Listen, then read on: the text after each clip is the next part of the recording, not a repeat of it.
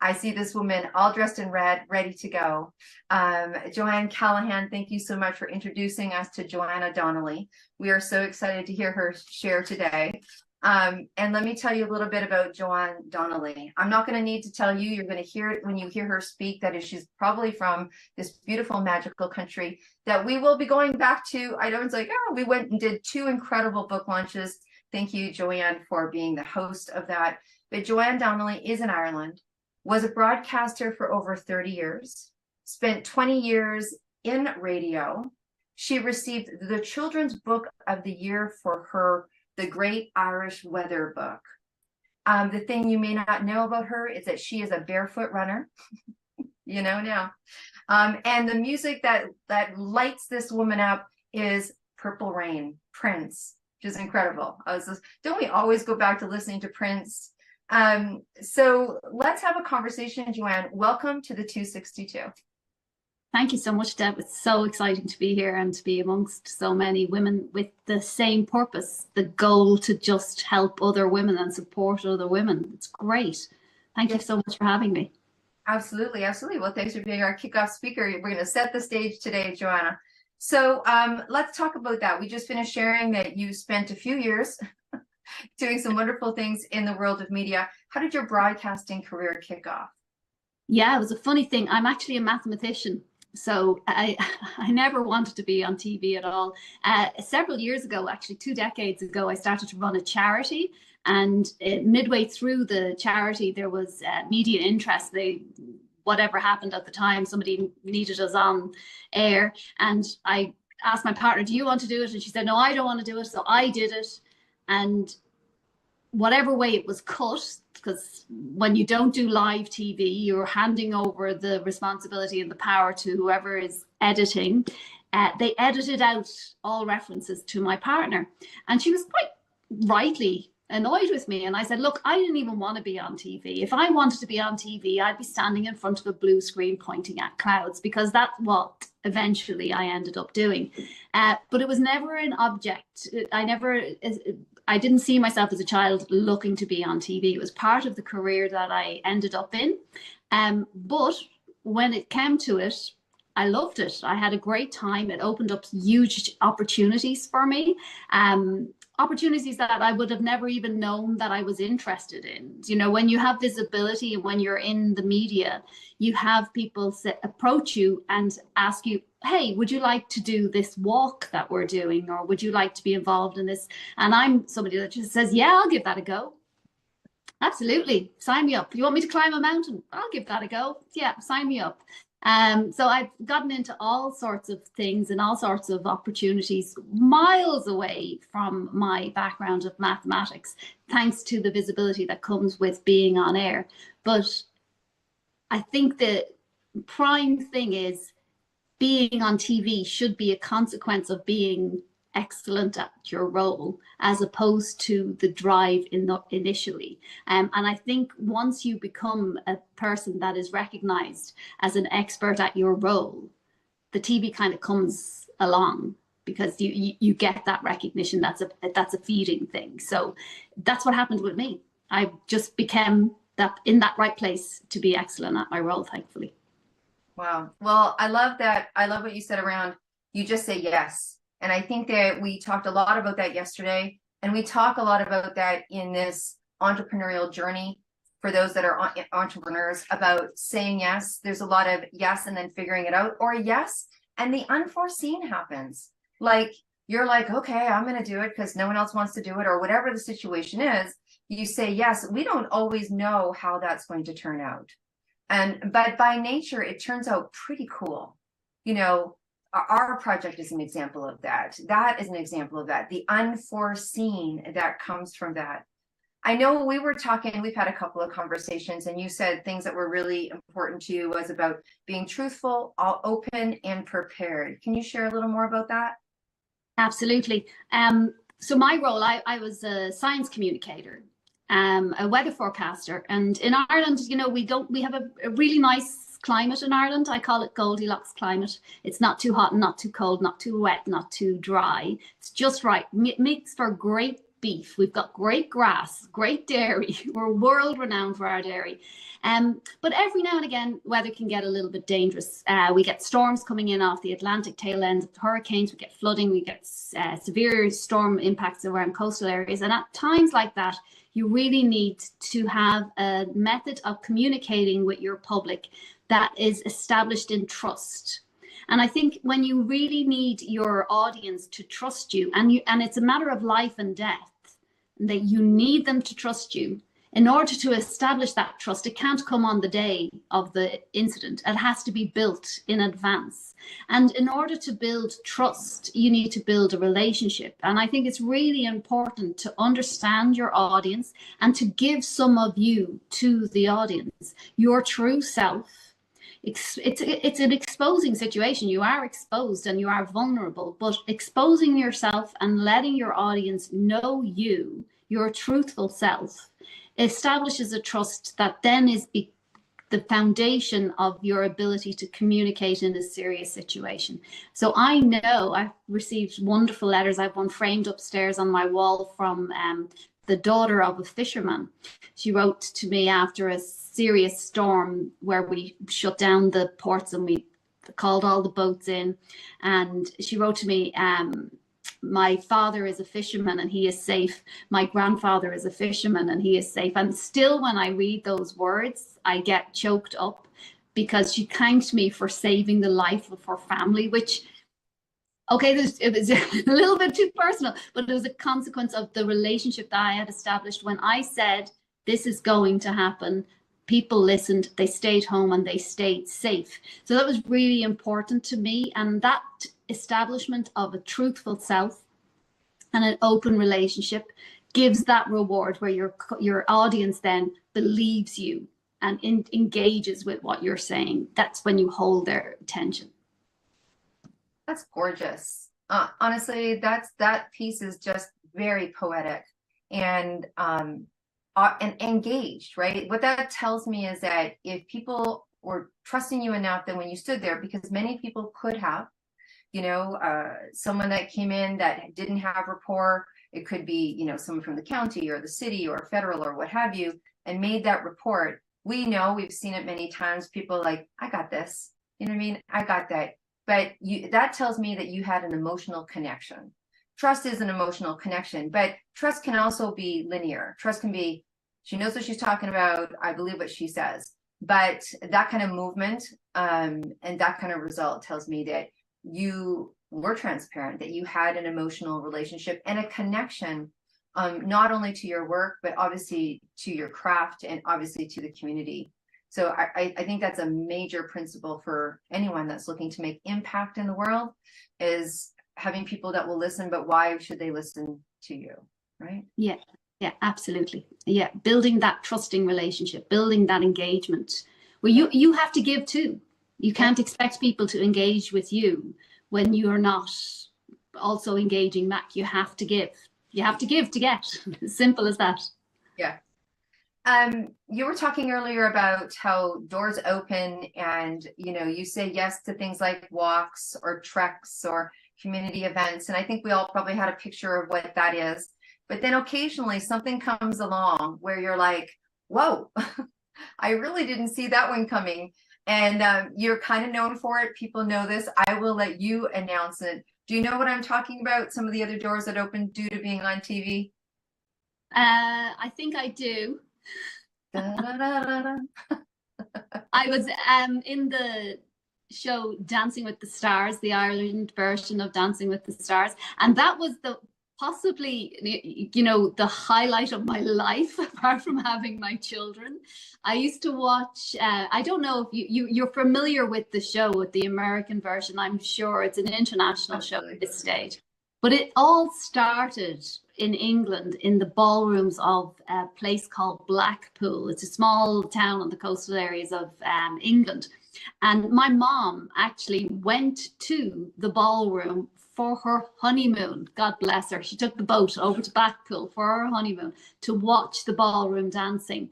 So she was a huge fan of the ballroom dancing. And way back in the 50s and the 60s, there was a show called Come Dancing. So it was called Come Dancing, and it would be broadcasting these ballroom dances from Blackpool. And then it became Strictly Come Dancing, and that then is franchised around the world to Dancing with the Stars. So I've had a relationship with this show since I was 5. My mom taking me to ballroom dancing, and we loved it together. We really, really loved this show. Years ago, when I first started on TV, the producers called me and said, would you like to do the show? And I remember I was walking on the main shopping street in Ireland with my mother at the time. And I took the phone call and I shot my hand out across to my mother. This is it. This is the call I've been waiting for. Now, it didn't happen back then. For whatever reason, the cast didn't align. But this year, just in the last season, I was called again and I was asked if I wanted to do the show. And I had the time of my life. I know a lot of celebrities are asked and they don't all say yes. And I've talked to other celebrities and I said, why do you say no? And they said, oh, well, I don't have the time. And I say, there has never been a better use of my time. I was in a room with a professional athlete on a world stage. These dancers are the top dancers of the world stage, and his whole life for 3 months was dedicated to me. It was amazing. It was amazing. Not just teaching me how to dance, but teaching me how to manage the media and the pressures of live TV and the psychology of this. You get high on dance day, and then you drop like a stone on Monday, and you have to be picked back up again to start training again for. And I was also in the best shape of my life by the end of it. bonus. You got to spend some time. Oh my goodness, that sounds amazing. It was absolutely amazing. I got halfway through the show before I was eliminated. It was so funny because the show provides you with a therapist, a psychologist is on set. And we're all having such a great time on set. And we're like, why are you doing here? We don't need you. We're having a great time. And then the week you're knocked out, you're upset, but it's fine. But the following week, it was like, oh my God, I'm grieving. I'm actually grieving. This is grief. This is a loss of this relationship with these people. And then you have to call the psychologist and say, come pick me back up again, and you put yourself back together. But it was still, without doubt, the most wonderful experience, for sure. Oh my goodness. Thank you for giving us this bird's eye view into behind the scenes. I mean, having a therapist there, having someone work with you for that time, how to deal with the media, even if you're in media, and all the celebrityism of that. That's really, that tells you that they run a good ship, right? They run a good kitchen. It's an incredible ship, and it's a wonderful production from the top down. You could the guy that runs the show from the top down has a wonderful relationship on every tier, and that is striking and noticeable because everybody on that show is happy to be there. These are artists and athletes and talented people, choreographers. But they're all happy to be there because they're treated well. They're treated well in this organization and having a great time. Wow, that's incredible. Thank you for sharing that. And which leads me to, because you've been on TV in multi ways. What is your advice? What advice would you give for anyone that's wanting to be on TV? Yeah, I think it's really important to know that if you want to be on TV and whatever it is that you think that you can bring to the public, your concentration needs to be on your craft first and not on the TV end of your craft. So you need to be so secure and so confident in the work that you do before you ever stand in front of a TV camera, because honestly, the TV camera adds 10 pounds and it takes away 10 tons of confidence, because you need to be completely solid for the audience to not look at you and say, I can see through you. So you need to have your craft 100% solid before you ever put yourself in front of the camera. Don't sell yourself short. be your best self before you put that camera lens on you. Oh my goodness. I think that's the success is going to come then. Absolutely. Well, look, we have a few minutes left, and I'd love to dig into this other beautiful side of you as a writer. You've had great experience in the world of being an author. Let's flip the script a little, shall we say? Oh, look at that. We're on it. Don't expect it all day. No, I'm kidding. We like to have fun here. So what got you into writing, and particularly a children's book? So I'd been on TV a couple of years. There'd been these major storms where I had this significant public engagement, and one of the publishers called me up and said, you seem to have a way of being able to relate this complicated information. How do you ever think of writing a book?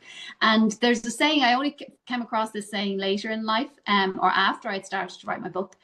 You have to write your book when you can't not write it.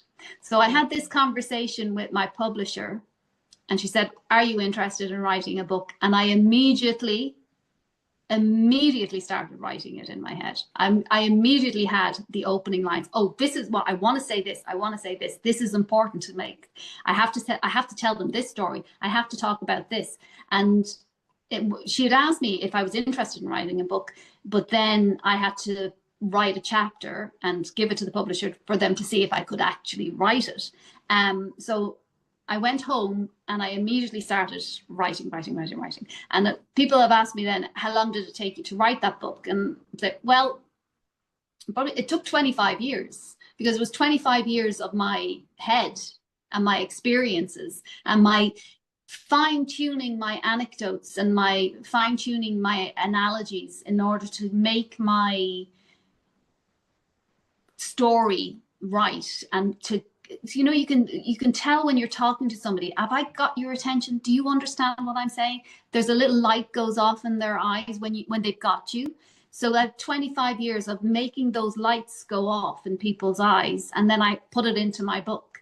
I put all of those 25 years. It took about 2 or 3 months to write it, but it was 25 years of making that right way of describing my information. The writing experience itself was wonderful. I've collaborated with an illustrator for my children's book, which was a great experience, because I have a scientific background. So she's an artist and she wants to make very pretty pictures. And I have to keep saying to her, well, that's very nice, but that's not scientifically correct. So let's fix that, right? Because it has to be a balance of both. You know, you can't give children bad information. But the second book then, without illustrations, that was, you know, again, you're going to make the stories that they're a little bit humorous. You always will connect and keep the attention of your audience so much more if you can inject a little humor into your writing or into your presentations. If you can make your audience laugh, they'll listen for longer. Wow. So what, the book won an award. Tell us a little bit about that.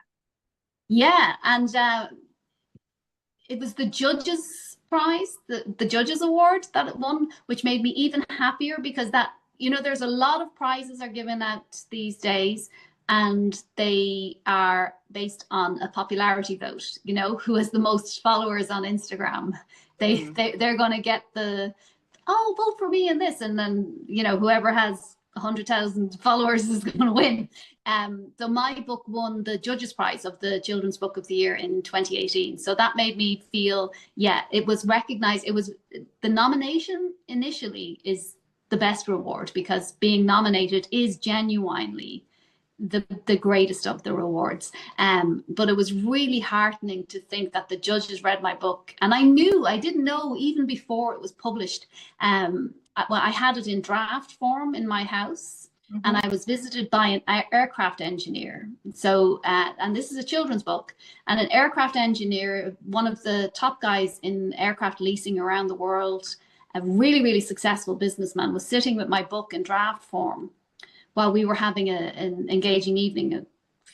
5 or 6 couples sitting around a dining table, and he wouldn't put my book down, and his wife was getting really annoyed. Will you put that children's book down? No. And then when it was time to go home, I wouldn't let him take it, because it was my draft copy of my book. Right. It wasn't published yet, and he was tugging it out of my hand. So I knew I had a good product because it reached adults and accessible to children. So I was very heartened then to be acknowledged in the on that level. Then it was great. Oh my goodness. We want to thank you so much for coming on and sharing.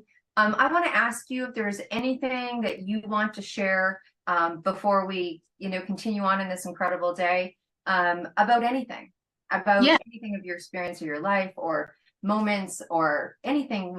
How you'd like to wrap up today?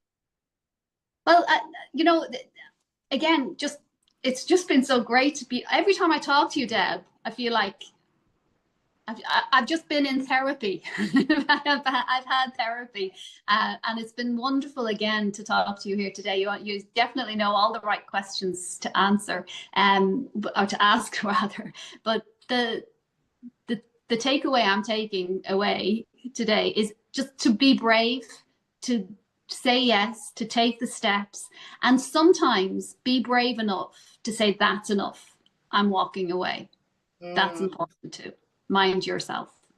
Yeah, I love that. Mind yourself. There you go. Hashtag mind yourself. If you're talking about followers. And yesterday we were, hashtag borrow bravery. If you don't have it, go talk to sister and borrow it. Thank you so much. I know it's a little bit in the evening there. Thank you so much for joining us.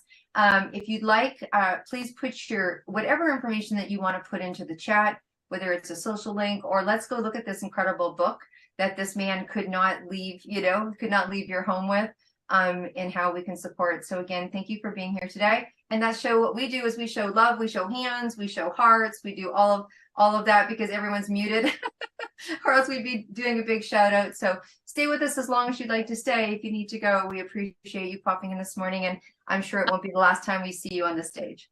Yeah, no, I'm going to be listening. I'm going to turn my camera off, but I'm going to be listening. Okay. Thank you. Thank you. All right. Thank you. My goodness.